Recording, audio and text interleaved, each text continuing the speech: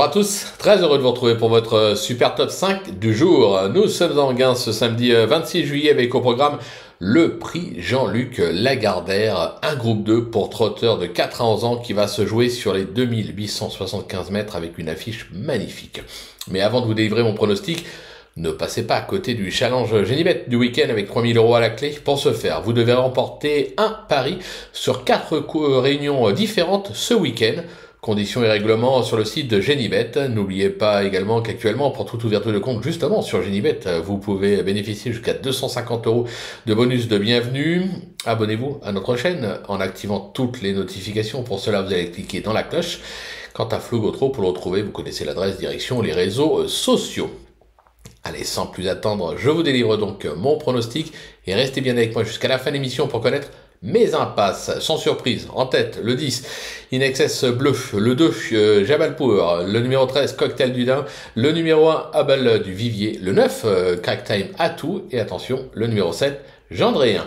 On passe à l'analyse, c'est parti avec la pépite, bien évidemment le 10, In Excess Bleu, qui n'en finit plus de repousser ses limites. Ce champion de Laurent-Claude Abrivard vient d'enchaîner 9 succès consécutifs à Vincennes.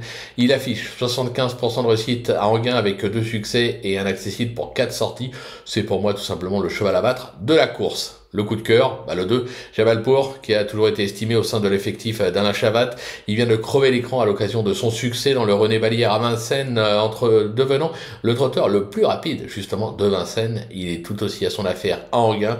C'est l'opposant direct d'In Excess Bleu.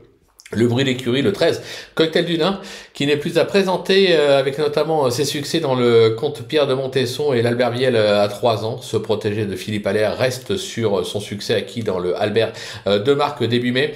Il compte déjà plusieurs succès sur le parcours de jour, sur sa fraîcheur et pieds nus.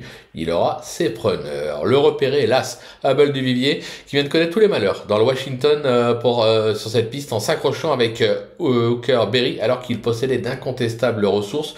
Ce fils de Vulcain de Vivier possède vitesse et tenue. Présenté pieds nus, cet élève de la team Bazir peut accrocher un podium. Le coup de poker, le numéro 9, Crack Time Atout, qui a connu son heure de gloire à l'occasion de ses succès dans le Critérium des 3 ans en 2023 et le prix Ourasi en 2024. Ce protégé de Sébastien Garato compte maintenant 2 courses dans les jambes et devrait approcher de son bon niveau.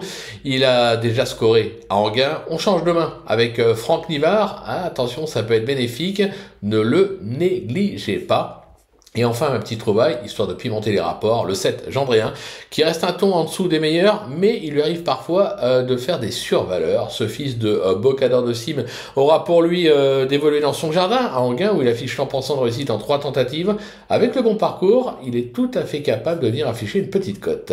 Pour mes impasses, ce sera le numéro 3, Apilanica, qui reste ferré et reste un ton en dessous face à une telle opposition. J'écarte également le numéro 11, Just Love You, qui rentre après 7 mois d'absence et va donc manquer de rythme. Voilà, tout est dit, ou presque. Maintenant, c'est à vous de jouer, sans oublier que sur Génibet, on peut jouer en fractionné. Alors bon jeu à tous, et rendez-vous dès demain pour un nouveau Super Top 5, direction la Teste.